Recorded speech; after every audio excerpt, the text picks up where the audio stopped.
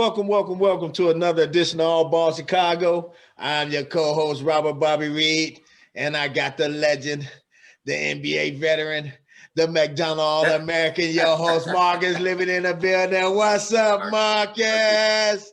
What's up, my beautiful people? And we got another big fella in here today, a special guest, by way of Michigan. Played his ball at Illinois, one of Marcus' alma mater, then went on to get drafted to the NBA for the Dallas Mavericks. Now he's doing something special with the HBCU, trying to get kids from the North to come to the HBCU. Man, give it up for my man, Anthony Welch, man. What's up, Hey, man. What's up, baby? How y'all doing out there? Man, we all good, Ice. We all good, Ice. It's Monday. Man, you know, we starting the week off fresh, man. And what better way to do it, man, with having you on as one of our guests talking about helping Chicago, not only Chicago kids, but youth in general. So this show is called All Ball Chicago, but Anthony, we know you about helping kids. So to any of our listeners out there, make sure before the show is over, you get with Anthony, man, because he's doing some spectacular things, man, for our youth, man, and trying to help kids be aware of HBCU colleges and all that good stuff. So, Anthony, man, welcome to the show, man. You know, I watch you as a shorty, and, man, I'm glad that we had the opportunity to get you on the show today, man. Well, I appreciate being here, man. I really appreciate it. I follow the show, follow what's going on with it, so always followed your career, Marcus, and, you know, I always got love for a brother Illini. So me right now, I guess adopted a Chicagoan because I've been here longer than I have been in Michigan. So I'm here trying to do what I can and be involved in basketball. And I appreciate being on your show for real. I appreciate it. Thank you. Man, yeah, that's what's up. So we want to talk to you a little bit about some of the things that you got going on. But let's talk a little bit about your career first, the things that you did so people can get familiarized with you again, because you did play with the great Ephraim Winters, a Chicago native. Growing up in Michigan, man, you had one of my idols, man. And I know you got the middle name Ice. So I know you had to look up to the man, Irvin, and you wore the number 44 too. Hey, for sure. I tell you what's so deep about it. George Gervin and my brother went to college together his brief time at Eastern Michigan. So I met him as a shorty, and I met his brother Derek. We were shorties on being on campus. So I just followed, and I think it was one of those things, and you could probably attest to it too, when you can look at somebody and you can emulate them because they fit your mold, and it helped your career. And it really helped me blossom for sure. Helped me get out of Grand Rapids, Illinois. Wow, man. Yeah, because that was one of my idols, you know, growing up too, just watching George Gervin do his thing, man. So he has definitely touched a lot of inner city. A lot of people. Man. So a lot of tall, skinny dudes turned into guards. Yep. I was just finna add that. Mm-hmm. What was George Gervin, about 6'7"? Yep, about 6'7", 6'8", long and skinny. Could put that thing in. It made you not have to worry about being back to the basket. And for me, especially, I grew a bunch of inches from like 6'2" to 6'7" in a year. And when I hit Illinois, I was only weighing about 180 pounds, maybe 175, 80 pounds at 6'8", 6'9". So I was skinny. And I had to do something with it. Yeah, but you were smooth with it though, Ice. You were smooth with it, man, and I respect that. But let's talk about your high school, you know, career growing up, and then how did you end up leaving the state of Michigan?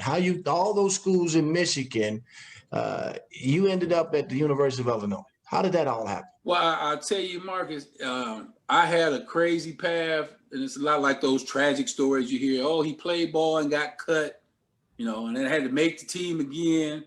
I went in Grand Rapids, we had a senior high school system at the time. So you went to school at 7th, 8th, and 9th grade in one building. And my first year out, I got bussed out to another community, and none of us who got bussed out to that community made the team. Oh. So I ended up playing at my community center, which was right across the street from my house. I mean, literally, I could wake up and fall in the playground at my Baxter Community Center. So all of us played there, and we come back the next year. A couple of us make the team. And now my thing is I'm just gonna show out anytime I can. But none of us started and got to play to the end of the game. But on the intercom, they would always just say who's the leading scorer. So give me my 4 minutes. I'm putting my numbers up so I can hear my name on the intercom. That was it. Anthony Welch, 10 points. And then, okay, I ain't played for 4 minutes, but they didn't know. Right. So we ended up going to the senior high school, and that's our 10th grade. And between that year, my father passed away, and I got real quiet. And I just played ball every day, and I grew. So when I hit hit my high school, was Creston High School in Grand Rapids, we were known for having ball players. We had a first team McDonald's All-American guy who was there when I was a sophomore, a guy named Melvin McLaughlin. So we had some little notoriety that school did, but they were always busting the talent in. You know? So I got there, I was dunking, I was doing things, and I'm all set to play. I almost transferred and went to Detroit Southwestern with Antoine Jobert and Bill Jones. Because I knew the coach, because I would always go to Detroit every summer. So I ended up breaking my arm my junior year and did not play but 2 games. So I never played a junior year. So in essence, when I got to my senior year and playing, I was an unknown. Nobody knew about me. Nobody heard about me. And they had one camp called High Exposure, and the assistant coach from Michigan used to run this camp. It was like the top 150 of the state. Okay. So when the camp ended, I was in the top 5 in scoring, top 5 in rebounding. I was top 5 in blocks. I was stat filling it. And now everybody coming to my house, and I haven't even played but 2 games of varsity basketball. Wow. So what ends up happening after that is Lou comes in. They were recruiting a guy from Coffeyville that went to my high school. Coach Nagy was. And then I've come to find out the guy who ran the community center, this is how small world things work. The guy who ran the community center, Jim, he played for Lou in Las Cruces. Wow. Yeah. Never said a word. Never said a thing about it. Right? Wow. So Lou come to visit my house and he said, hey, how this guy name was George Knight? He said, how Big George Knight doing? I'm like, you know Big George? Yeah, he right up the street. So he really got honed in because I guess he might have talked to George, and I lived in the gym. Wow. So my senior year, I had a pretty decent senior year. For most of the year, I was averaging like 20 points and 20 rebounds. Damn, that's strong. Yes. Yeah. So for the first half of the season, it was 25 and 10, 25, 15, 25 and 20. But guys started coming in after that camp. You know, Michigan came in, Michigan State was coming in, and everybody was coming in. And I knew Michigan, loved Michigan. Michigan, I'm there. Michigan football, Michigan basketball, loved them. Right. But I started watching Channel 9 TV, came on cable. So now you get to see basketball at other places. So I'm watching all the Illinois high school championships down in Champaign and cracking up that they're using these little fan backboards. They're using a little round back. So I'm watching this. But Illinois, DePaul, and Notre Dame basketball came on. And when I got information from Illinois, I said, oh, okay. I ain't never heard of it. Oh, wow. Yeah. I'm like, oh, okay. They just played Michigan State and beat Magic Johnson then. Mm-hmm. So I really got on the radar then. And then from there, it was just Coach Nagy. They came out and they heavily recruited. It wasn't just, fly by night. Right. And I didn't think I would need, for Michigan, they over-recruited. And they kept over-recruiting all the way up to the Fab Five. They always over-recruited. They had players, they bring people, they bring them in again. And Michigan State, Judd Heathcote, they had just came off of a championship run with Magic, and he didn't want to fall off. So he went straight JUCO, Kevin Willis and them. The only guy he brought in was Sam Vincent, Jay Vincent's little brother. Got you. So I would go hang out on campus, but I would know I wasn't going there. I'd go hang out, free tickets and stuff. Right. You know? So when Illinois came in, came down to the Assembly Hall, it was 16,000 people packed, and Eddie Johnson then was balling, and I'm like, I get to be on TV, and my mama gets to see me. I ain't but a couple hours away from home, And I didn't tell nobody that I was going to Illinois. I took all my visits. Hey, you want to come to San Diego? Yep, I want to come see it. Oh, you want to go down to Boston? Yep, I want to go to Boston. So I'm everywhere. I'm down in New Orleans. I'm down in New Orleans, maybe even saw the campus. I'm hanging out. But finally, I'm telling you what's so funny. I was getting ready to go visit Dayton, and Coach Nagy called me and said to me, he cursed, went off. What the you think you doing? You know you're not about to go no effing blah, blah, blah, blah, blah. And I'm laughing. I'm like, yeah. But, you know, they want me to play guard, coach. That's all. And so I took the visit anyway. But when I came back, I committed to Illinois, and it was cool. I don't regret any part of that decision. It was a lovely time being in Illinois and getting recruited. That was big time. And I think I try to share that with some of the kids about what recruitment is like, and what it really is like. Not just letters and flybys, but what it is to really get recruited. And when you're looking at a big time program and how you got to be committed as a player to your craft.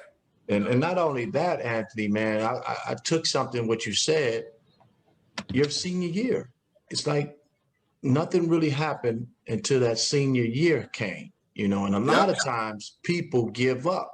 You know, student athletes give up saying, I ain't getting no looks, you know, this and that. I don't know what's going to happen. And here it is, your senior year came. You went into this showcase, one little showcase, and you went out and did your thing, and the word got out. Man, you got to come see this kid. You got to come see this kid. You got to come see this kid. You know, so now this was going to lead me into what we were about to talk about. You starting your company, you know, your exposure company, where you got a company that you give kids exposure, and that's called Triple Threat? Serious Threat Athletic and Recruitment Development. Basically, the acronym for STAR Development. Okay. So you started your company, giving back, you know, because I remember working, you know, one of your camps a while when I first was getting it going. Yeah, I remember. And you had everything set up like an NBA combine. You test the speed. You was testing their speed. You was doing weights. We were doing all type of drills. They read and react type plays. So we were doing all that stuff, man. And I commend you on that, because these kids got to understand where they're trying to go. You know, this is what it's going to look like when you get to that big level, you know, NBA and top colleges and all that stuff. So when you started your program, man, and then you reached out to me, I said, I got to have you on, man, because I know we have a lot of listeners that have children, student athletes that want to go on to play college. So let's jump right into it. I put it out on my Facebook, our Facebook page, about, you know, you helping kids, especially kids from Chicago, on the HBCU, historical black colleges. So let's talk a little bit about that, what that means to you, giving back to Chicago and Michigan and all over the country. Okay. I'll tell you, like I said, when we got together, I had the idea of doing a basketball combine. And this is when I wasn't in the marketplace, nor had the leverage to keep things going. And you know, I got big banked out, little banked out of what I was doing. And still, nobody still is not doing that the way I was doing it. They have camps and we're doing a combine. They just do some drills. I was doing assessments and ranking kids. And I saw there was a niche. I'm not ever trying to get in somebody's lane. I'm trying to enhance what someone's doing. So a personal trainer, I'm not trying to take your client. Tell me what your kid's doing. Bring it to my platform, and I can help them launch from there. Or you're a coach with the AAU program. Bring your kids together. Let me put them on my platform and help them launch from there. So I started doing that, and that was about the time my sons were going into college. And both of them ended up playing JUCO ball in Detroit area with Antoine Jobert. And from there, the assistant coach from Livingstone College in the CIAA started recruiting my sons. So when they got there, I'm like, that's a good place. You know, it's the CIAA ball. And my wife is actually a HBCU grad. So she knew a little bit about it. She's from the CIAA conference. She went to Winston-Salem State. So when they got down there, I went to the games. I'm a fan. I'm not, you know, I'm see my sons play. They college ball. I'm a proud dad. Right. Small school, small campus, but a great atmosphere. Can't beat it. Loved it. And I started taking visits to other campuses. I went up to Bowie and watched the game. I went to Virginia State. I went over to Johnson C. Smith and watched the game. So I'm looking at all this, and I'm noticing one glaring thing. I don't see any kids from Chicago on none of these rosters. And this is ball they can play. Right. So I just really, it's always stayed on my mind and on my heart with it. And I would help Livingstone try to recruit kids from Chicago. I would try, hey, I got a kid. And they would, and to Coach Stinson's credit, his assistant coach at the time, Coach Holliday, he would always come up here and see kids and come to the gym. I had kids work with Big George one time when I first started, got them at Brooks one day, came over there, had him, we're at Longwood with Coach Newsom with some kids, got him up there. We had him, I had him come up to Hyde Park to see some kids. And it was just natural progression to just keep doing this because I knew that with the immense amount of talent here in Chicago, and I've been volunteering, coaching around, seeing all the different kids at different levels.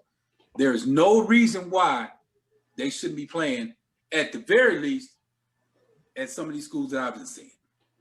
So I just sit and start trying to network and get to know as many of these coaches as I can. And I'm still doing that. I still have a long ways to go, but I've got a good core group of guys that I can call now and say, hey, check this kid out. So I started doing that, and then, like I said, I got with Jelani, and we got together and had did a couple of a little more mini camps with 15 to 20 kids, 30 kids. 6, 7 coaches would come in, but it was exposure. These guys, we had guys, they coming in to sign kids. And then part of it is, let me advise the kid, advise the family. What's happening? This is what you're looking at. So it became a passion of mine. And I just stick with it. And I hear guys talking about the HBCU disconnect, and let me investigate that too. What is the issue? And part of it is, to me, they come up here late on the recruiting circuit. Get here early, like now.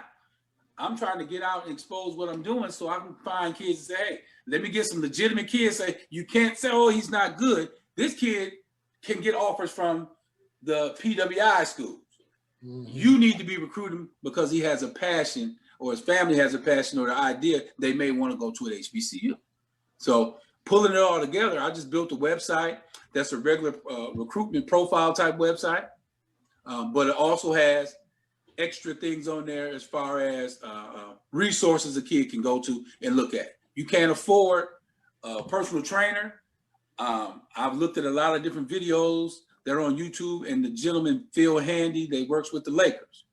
His training videos are great. So I post all of them. Here's how you work out for ball development, for getting in shape, for shooting a jump shot, how to do the pick and roll. So you can watch that, and really, if you're a student of it, gain some knowledge without having to pay any money somewhere. Right. Hey, let me hop in here real quick, because I did go to HBCU, and I can tell you what a disconnect is because I lived it firsthand, and it's serious. And then we need guys like you to create the foundation for other guys to go down there and be able to grow. Okay, when I went down there, you got to realize I'm a city kid. Those guys down there from the South, they try to protect their own at all costs. So the conflict, and I'm gonna come with a real life story, and I'm gonna keep it real quick, and it's gonna be 2 to 3 minutes. Okay. I left Chicago in 1989, fresh off the streets. I went to Jackson State. They had a new coach coming in. His name was Andy Stockton. Andy Stockton was the head coach. Okay, boom. I walk on the team. 100 people in the gym, right hand to God. They picked 2 people, me and this other kid from Wisconsin, Kenny McCruster, right? Okay, my grades don't line up right. They said they're gonna redshirt me. Meanwhile, it's a kid from Pearl, Mississippi, transferring in from Alcorn, named Lindsey Hunter, right? No disrespect to Lindsey Hunter, but I was a 20-year-old Chicago kid He's an 18-year-old kid from Pearl, Mississippi. You know what the results of that was. Yeah. Okay? They redshirted me. I was supposed to play in the backcourt the next year with Lindsay. They found a reason for me not to play. You know why? Because they can always protect their own. Now, I'm not against them or none of that, but I was a sacrificial lamb. So we need people like you that can go in there and say, hey, if you bring this kid down here, you got to play him. Yeah. You got to be a fair shot. Because if you ask anybody from 1989 to 1984, who was the baddest boy in Jackson, Mississippi, at Jackson State, beyond Lindsey Hunter, they're going to have to say me. Because he was a home. I was number one, though. But they're going to say him because he was a hometown boy. He went pro, played 17 years. But I was a 20-year-old kid, man. It was nothing he could do with me. You know what I'm saying? So that's what I'm saying. So that's a fact. I tell you, but you know what's so crazy? I mean, cut you off, Marcus. I can empathize with that story because when I came to Illinois, they didn't recruit outside of Illinois. See, so when I got there, there was one guy from Chicago, from Michigan, was Craig Tucker, and then you had Derek Harper from Florida, and me, and another kid from Florida. So only a couple of us from out of state. Right. I had to make sure I solidified my spot and held on it like I was a dog on a bone. Because they have never, ever, ever been back to Grand Rapids, Michigan to recruit another player. Ever. Illinois never will. So if I would have allowed myself to have grade issues, or if I'd had any type of attitudinal issues, I'm gonna be on the bench, and they ain't gotta worry about pissing my coach off. They're gonna make sure they keep other kids there from Illinois happy. Right. I hate to say it like this, but I ran away every small forward who came to Illinois. By the time I was a junior, I was the only small forward on the roster. You couldn't tell they didn't want no smoke. No. Because I realized if I don't make this happen and lock this down, I could be a statistic. Yep. You know. Right. Yeah. Leah, what was you finna say though? No, I was saying that's interesting that you said that, Bob, about how schools do that to protect their own. Because Lindsey was their hometown favorite. He's from the state, and then you, on the other hand, was doing your thing. But it's kind of like what Anthony was just saying. You got to make sure you cross the T's, dot the I's, because if you mess up, one little slight mistake for an out-of-state kid, you can be huge. But this is where it gets sophisticated at, though. I had a 2.5 GPA coming out of Simeon. Remember, I set out. I didn't go away to college till 3 years after I graduated. Yeah. Right. So I'm 20 going on 21. So I don't know what the disparity was. To this day, I don't even know what the hell happened. And may never be able to figure out because it could have been I'm telling you, I was fortunate enough to be on both sides of the fence with at Illinois as a coach too, graduate assistant. So it'd be small stuff that come up you would never know. Well, I know what it was because I know what it was when we was in that old gym and James Robinson, Othello Hampton was in there. I was wearing Lindsay ass out. That's what that was. Hey. And I'm not afraid to say that. I'm not afraid to say that. I'm standing on that leg. You feel me? Hey, look. You was there. I wasn't there. I was there. And I'm saying this on our show. I was wearing that boy ass out. And everybody down there. Everybody down there. And they know that. All right. And I'm done with that. Okay, go ahead, big fella. But you gotta protect us when we come down there. But thing is, that's what they do. It's all about their recruiting and home base. And I think that's a lot of what you just said. Is what I'm finding with the coaches when I talk to them. They're so intent on making sure they recruit their area, and then if we don't get it, then we might step out and look. But you cutting your nose off to spite your face because this kid can compete on any level in any college in any area, and he wants to be there with you. You need to pick up on it, right? So Anthony, let me ask you this though, Anthony, and it just dawned on me right now that you guys are talking about HBCUs staying in their community, in their hood, in their state, recruiting a lot of their kids, right? So just think about this. They might not have the budget to go across, state lines to different states to recruit these kids. So it's got to be somebody like you who connect them, have that connection that says, you know what, I got this kid. Just like the kid that we were just talking about, Fred Cleveland Jr. He's at the NC State. North Carolina A&T. Right. Yeah, So he's doing his thing over there. I mean, actually putting up numbers. I mean, he playing, balling.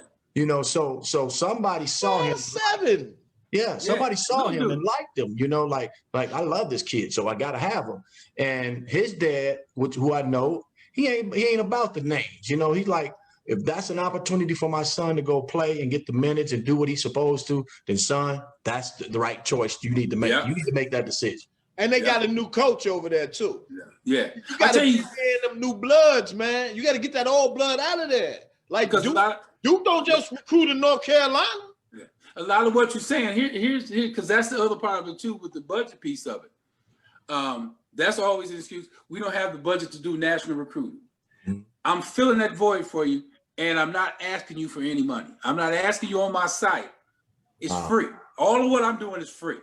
Right. Generally, you have on these profile sites, you have to sign on and get paid money to get access to seeing kids' names or what the information is on. No, I'm not going to charge a black school. I don't feel in my heart I need to charge a kid. I don't think I want to make money off the backs of a young black man's dream. So that's not in my heart. So Anthony, you telling us and our listeners that you will actually help a kid. They create the profile, put all the information in that they need to academically, athletically, all that into your site. And then you're going to help promote that kid to whatever. I'm going to promote the kid to the best of my ability. I'm also going to be realistic too. That's right. Because when I look at your stuff, because I am a college recruiter, and I coach here part-time with South Suburban Community College. Mm-hmm. They're doing pretty good too. So I'm in a vein. I've got a mindset and a focus on, let me look at the talent and see where you fit. Where you best fit. The good thing about it is there's levels of HBCUs that someone can go to. There's NAIA HBCUs, Division IIs, and Division Is. Mm-hmm. So where do you fit? And realistically, what's your talent look like? Right. So I'm gonna look and assess, and that's part of what if you go to the site, part of the service is mentoring kids and parents. Let me mentor you on what this is about. What hopefully there's no offense taken, but if I tell you your kid's lacking in the area and needs to build up in the area, or here's the insurmountable hurdle for a kid that's 5'2", 145 pounds, and you're talking all this Division I stuff, let's be realistic.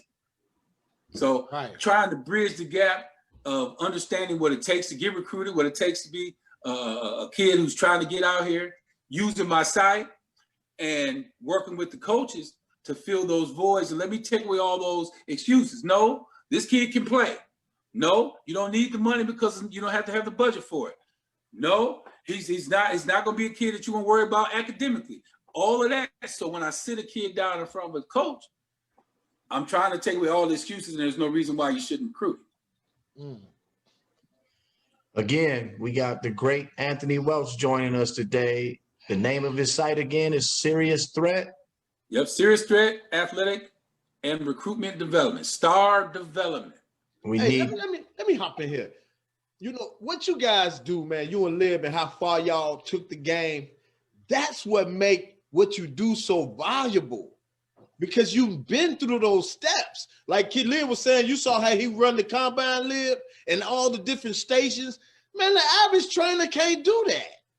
You know what I'm saying? Y'all played at the big time program, and we need more guys like y'all, man, doing this, man.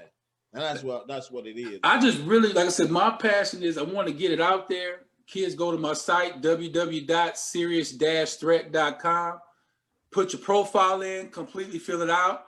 The only caveat I have on there with any restriction is no profanity or insensitive music on your videos.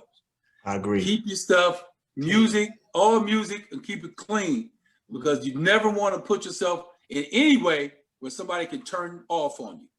So I'm glad you said that, man, because it's so many times that like kids send me videos like, man, coach, can you check this out? You know, I check it out.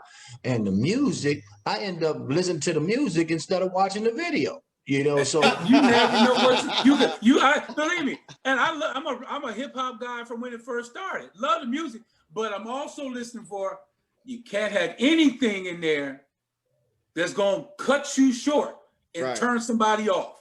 yeah. Any gunplay or disrespecting women, that's out of there. Oh yeah, any of that. The N-word, this and that. No, man.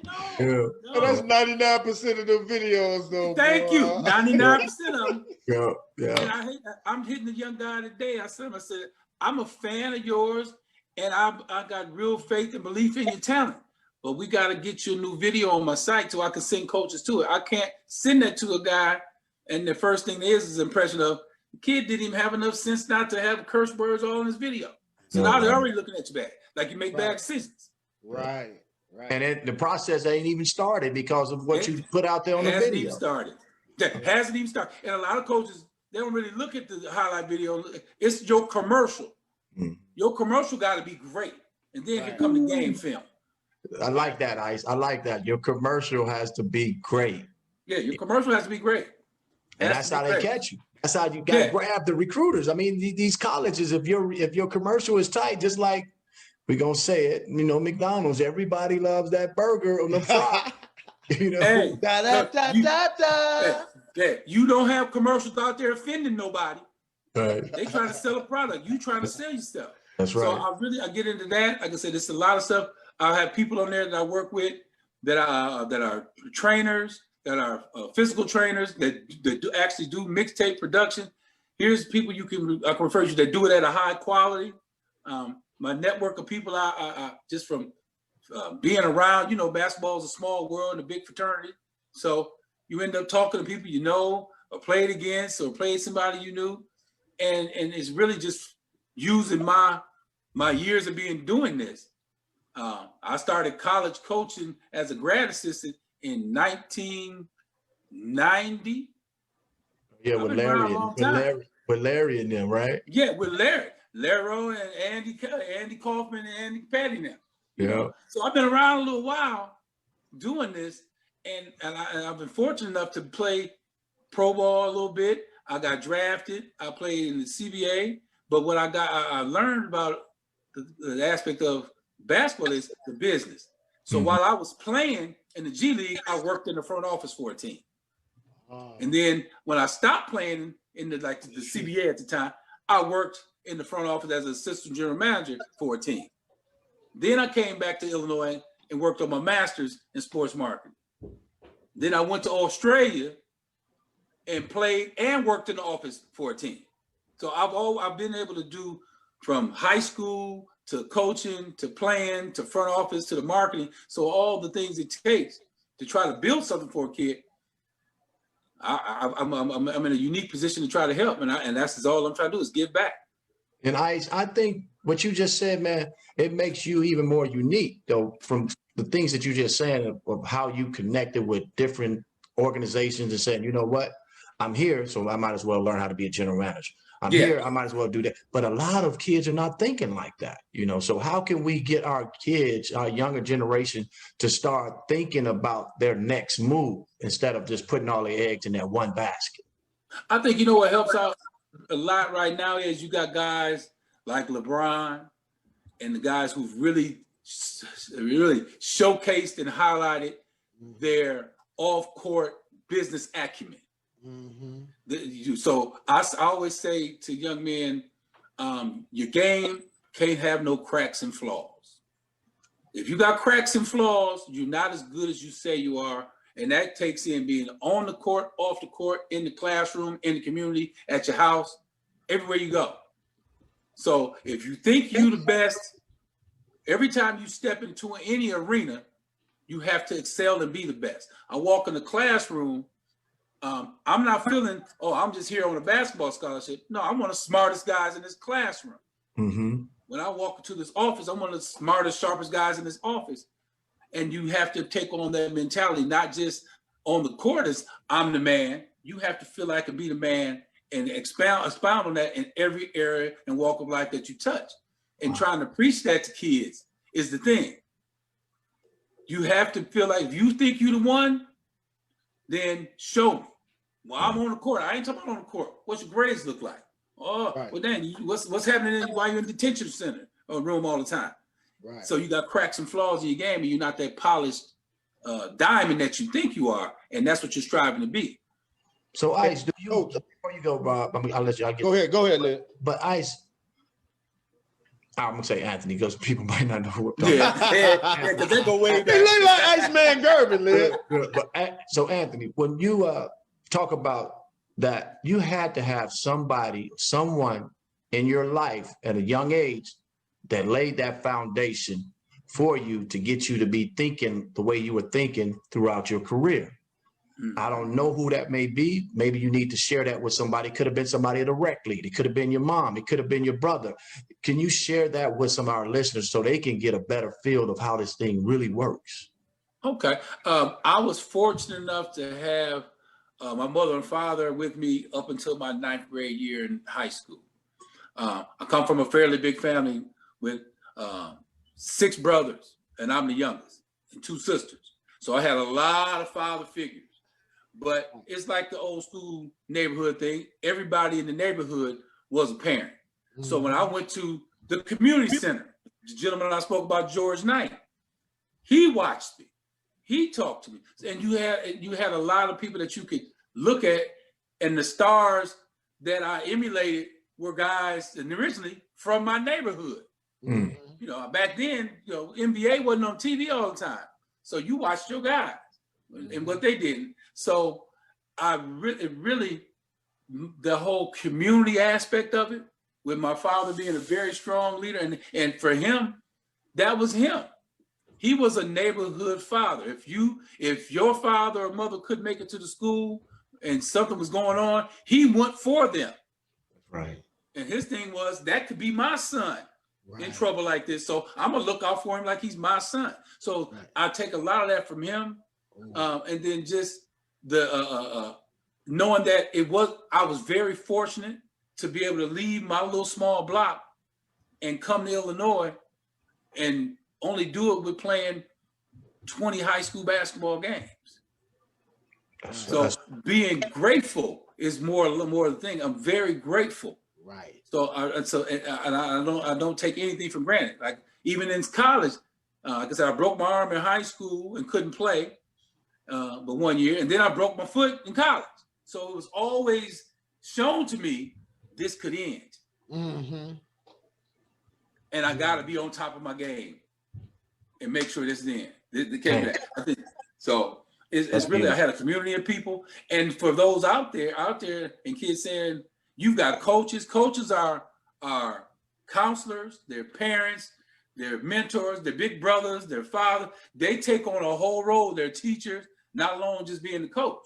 So if you got a good coach that's going to help you with your child, help empower him and not be an adversary of him, because sometimes these days everybody's want to argue about what their son ain't doing and why the kid ain't playing. Well, he's doing a lot more than just teaching your kid about basketball. Right. Go ahead, Bob. I know you have something. It's 2 things I want to touch on before I forget, man. One, everything you said was 100% legit, and it falls into that guideline where we always have to think about being D1. People don't understand D1 is 3 things: being D1 in the classroom, being D1 in the weight room, and being D1. What's the other one? Weight room, classroom, and on the floor when you're playing ball. When you're on the floor. And then I want to circle back to this with the HBCU thing. Mm-hmm. The HBCU is packed with kids from Chicago.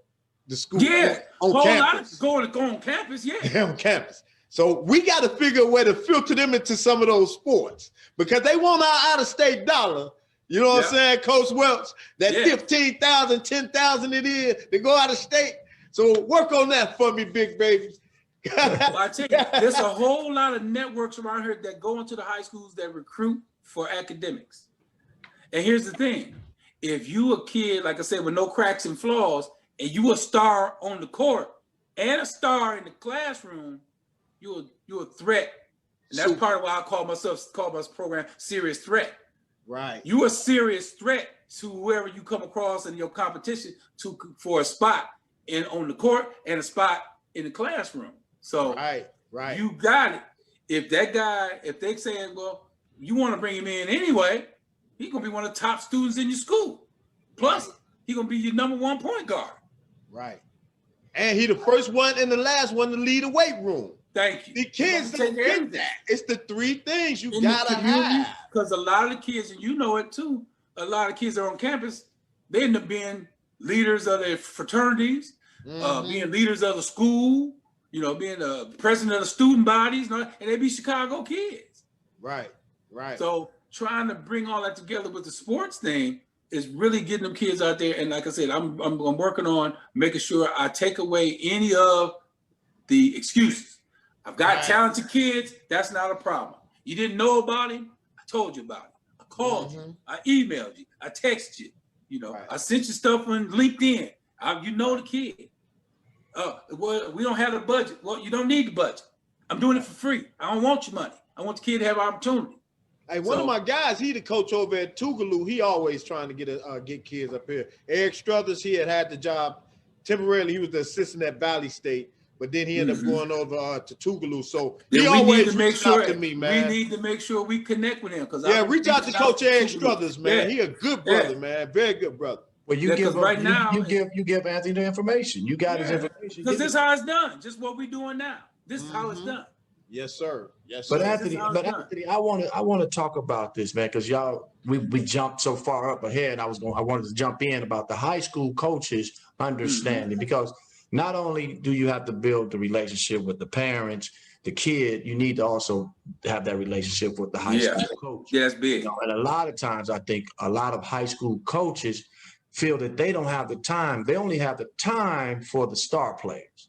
So what about that 10th player that really can get down and really want to go play basketball at maybe a particular small school or, HBC school that we're talking about, HBCU school, and they don't have the time to really share their knowledge and help get those kids put in school. I'm not saying all high school coaches are like that. So I don't want our listeners to say we trying to pick on them, but it is some high school coaches that don't want to do the job. So we got to call them out as well. It's a lot of work being a high school coach. I say, here's what I ended up doing, Marcus.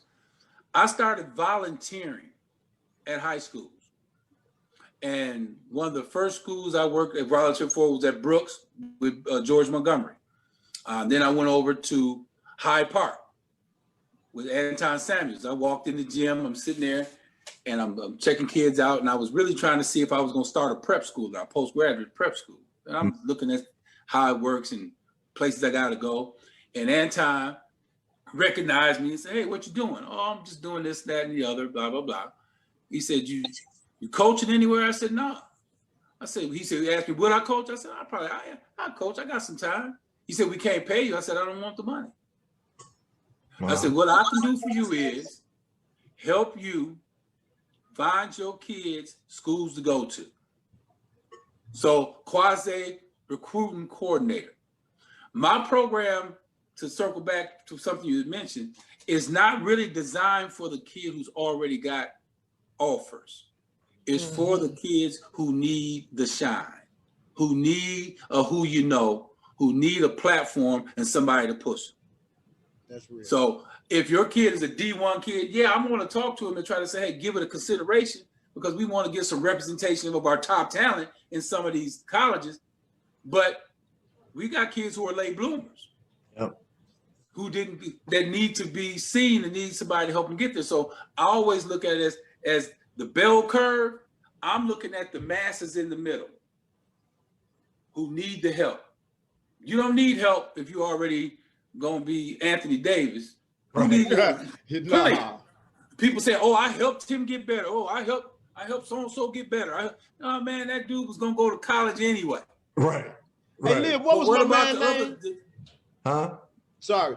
My man name that we had on with Clark in the wheelchair, the guy that coached at New Mexico State, was it? He said he didn't come to Chicago to recruit. the top 10 yeah, kids. yeah. He said he'd go over to Carver or Harlan and get the same thing. Yeah. Because Chicago kids is tough anyway.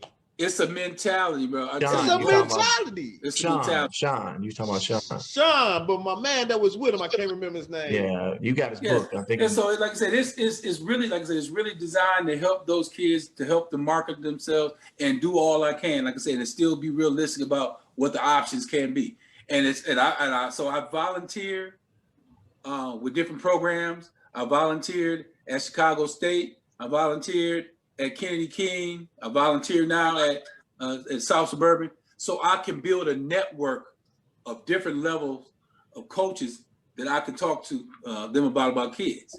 So right now it's about it's who you know and being familiar with the person that you're talking to. And the good thing about being somebody that went to Illinois at a time when we were pretty good, people still recognize me a little bit, which is great. But also, if you don't recognize me, like I say, you can Google me still. I'm on there. That's right. You can find something. That's right. And Ice, you're not just helping seniors. You want to get at these youngsters before they get. I want to get them now. Yeah. Because every year it's a new crop of kids coming up and the new needs for coaches. I was just at an event that did the top freshmen and sophomores this past weekend, a weekend ago. So, and those were kids from Michigan, from Indiana. Oh, is that the program that Blackwell came down for? Yeah. You know, I'm going to see my nephew. Black is my guy. That's right. You know, Black was my guy. I brought him to Illinois. That's my guy. Right. That's right. Matter of fact, I tell you what's so crazy. The first time Black ever see me really go off, I went off on him. He let himself get ineligible. Dang. And I went off on him like I was his daddy. I said, Wow. we don't do that, bro. We ain't cut like that. We come from the crib. We have no flaws. In the classroom ain't gonna be one. And I went off. He'll tell you about it. Right. Man, you sound just like Derek Colby, man. When you speak. Matter of fact, Derek Coleman grew up. He was man, that's so crazy. It's a small world. I know DC really well. I knew DC when he was in high school because when I was training, working out, one of the guys, he was guess one of the handler type guys back then. We were all at the same gym, and he grew up around the corner from where my brother lived. Wow. But we all about the same. Yeah. Wow, man. But Anthony, man, I love what you're doing, man, for real. And to our listeners, man, definitely share this, jump on board. He's all about helping student athletes, get an opportunity. We know it's hard to get that scholarship and people to come look at you. He's going to be the middleman. So he's going to make that connection. So make sure you guys reach out to him so you guys can have an opportunity for your sons to get the right, proper looks if they are suitable. And he's going to be honest with you. I mean, that's what you want, somebody that's going to be honest. You don't want people blowing smoke up your talking about, he's going to be a D1 Duke type player and he's really a Duke player. That's what I wanted to ask him too, Liv. Go ahead. I didn't want to cut you off. No, I'm just saying, like, we all have to be honest with, ourselves as for one, and saying, you know what, I got to be honest with this family about their child. Everybody's not a D1 Duke, Kentucky type player, but a lot of spots open for D2. You can be a scholar. And if you that man, right, Ice? If you that man, you go down and do what you're supposed to do in the D2. Those colleges, them big time colleges, will come looking for you anyway. And so especially this is a special year, especially with this COVID time. And I want to make sure I don't forget to keep doing my business part of it. Go to www.serious-threat.com. It's easy to get on and set your platform up, view the site. It's a highly professional site. It's got resources there for you. Everything you need to help you find schools, all of that. Get your profile completely done. I go on the back end and I manage my own site. I don't have to wait for anybody. I'll review it all the time to make sure stuff is correct on there and all the kids have the right information. From there, we can connect, have a discussion. Let's talk about what your needs are for your child, what his dreams and aspirations are, and see if we can make something happen. I do it for free. We got a couple of guys on thread now. Joe Brown said he got a couple of kids for you. He's going to send your way. So be on the lookout for something coming from Joe Brown. Joe Brown is one of our guys that's always coming on. Joe, I haven't forgot about you too, man, coming on the show, man. So definitely we're going to do that. What you have to say, Bob? I know you had something else you wanted to ask him. You know what? I was actually messing around on social media, sharing it out, man, because this is one of them humdingers. Man, so I lost my chain of thought. Go ahead, Lib. Okay, my bad. I lost it because I was sharing it out, man. I was like, dang. Yeah, no, it's all good, man. So, but Anthony, man, what I want you to keep sharing with our listeners is it's not about you. You done been there and done that. So you're not trying to make money off of this. You're trying to help kids become, better, like understanding what you have to do to be recruited, understand the mixtapes, understand that if your grades are on point, that there's money out there for that too. If you got the grades, you got a high GPA and you play basketball, it's money out there for you that you can. At the end of the day, it's all about getting enough free education to relieve the financial burden from your family as long as possible. Right. If you just go to JUCO and you got 2 years in, that's 2 less years your parents have to come off any money to try to get you there. Mm-hmm. So if you've been gifted with a talent, plus you have a brain, you use both of them, you should be able to make it pretty far because there's a level of basketball that you can play anywhere. Mm-hmm. And that's not just at HBCU. I'm going to help a kid find a school, whatever it may be, whatever fits his needs. I prefer and try to endorse and push the recruiting by HBCUs, but at the end of the day, I want a young man, especially our African-American young men, to get an education, to get their college degree so they can compete in this world. And that's what the bottom line is. So as much free education as you can get, So Anthony, I want to ask you this, and then Bob, I'll get back to you. Okay. A 5-star. I'm thinking about a 5-star player, right?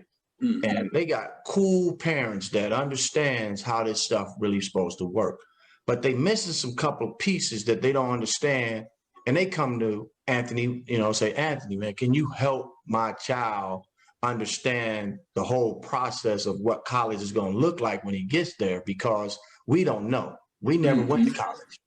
Are you willing to take on those type of kids as well? Almost definitely. Because at that point, I'm trying to teach someone who has never been on, say they're 5-star and they're getting recruited by a predominantly white institution. Mm-hmm. I went to one. So I'm going to tell you what a campus is going to feel like when you first get on there and you're not around the basketball team and you're in a real small minority.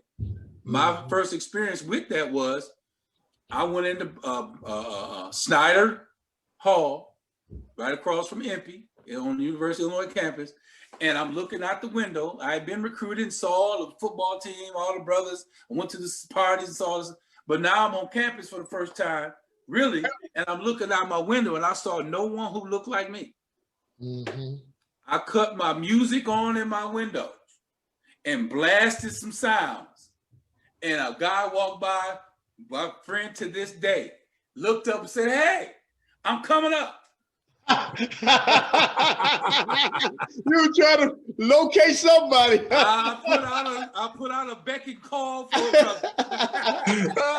and that's what I was finna say. I was finna add to that. That's one good thing about that HBCU, bro. Man, the atmosphere of the family thing. Man, I can't talk this all basketball. Off that court, they got the most beautiful women in the world. Let's talk about that. I mean, yeah. And then what? I don't even want to get into that. Yeah. Hey, Liv, you talking about the band? Come on, man. Band. And then the whole football thing, season, man. Football season, like Jackson State got the #1 band, man. The Sonic Boom of the South. Walter Payton was there. Walter Payton. Oh, man. And now they got Deion Sanders. Even though they just got hit with recruit violations for 2 years. But I think they go appeal that. But I mean, you can't beat that whole HBCU. Still, that's not I tell you, when I visited all the campuses while my sons were playing, that feeling of community, the good, strong rivalry that was all in good nature. That whole atmosphere was something that was very welcoming. It helped my sons get through college because anytime anything happened, and here's the good part about it, my son got involved in some craziness. The next day, I'm down there. I had the ability to walk right up and meet the president of the school. Right. Not, he this, that, and the other. Oh, Mr. Welch, come on in. What's the problem? We know your son. He playing ball for us. He a good kid. What's going on? Right. And I'm talking to the president of the school. You're right, man. As a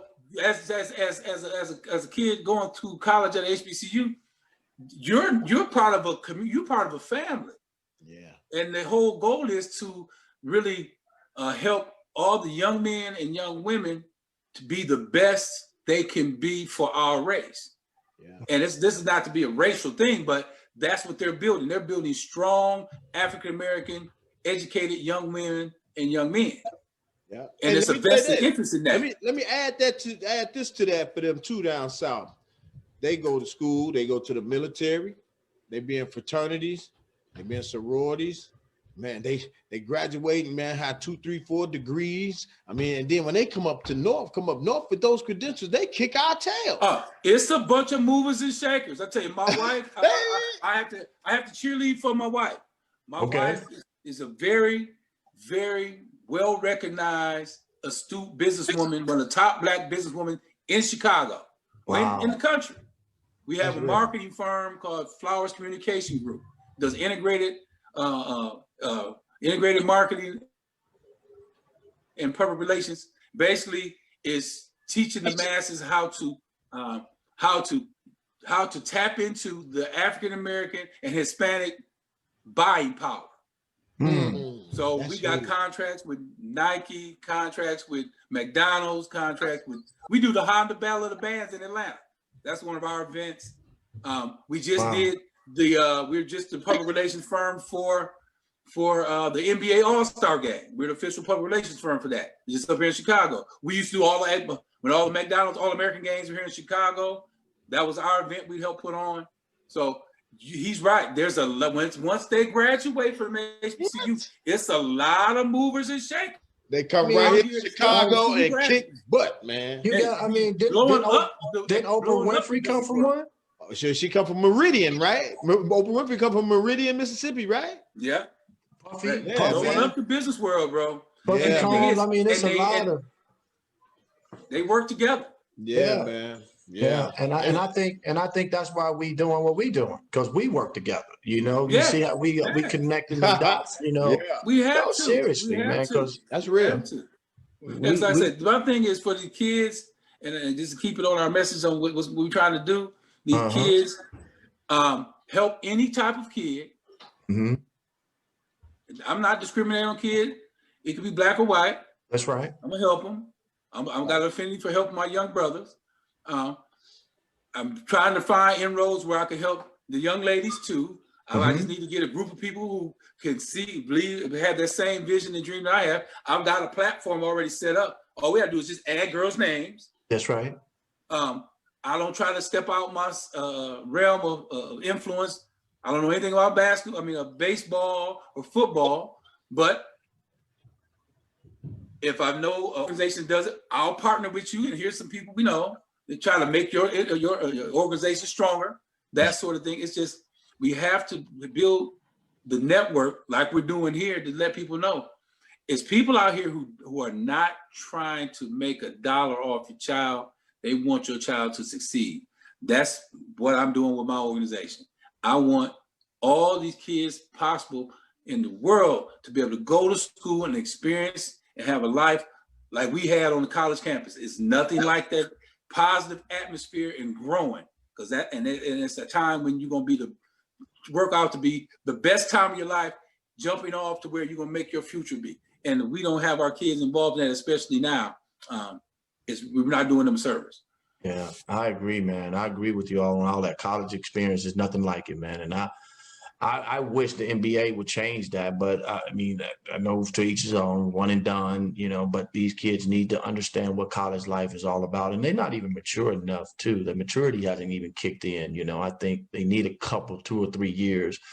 Not saying turn down any money. I'm not about that. If it's there, go get it, but it's not for everybody. Everybody's not a one and done, but sometimes people think, if such and such did it, I can do it, and it just don't work in your favor sometimes. And that's when, like we were talking before, I said that when I help try to mentor parents and the players.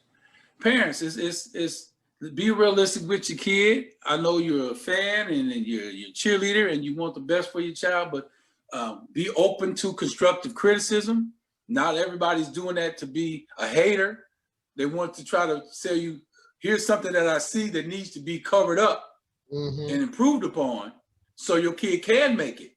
And if he has an opportunity to be that D1 guy, let's start working on that now. And that's what we were talking about earlier. It starts early.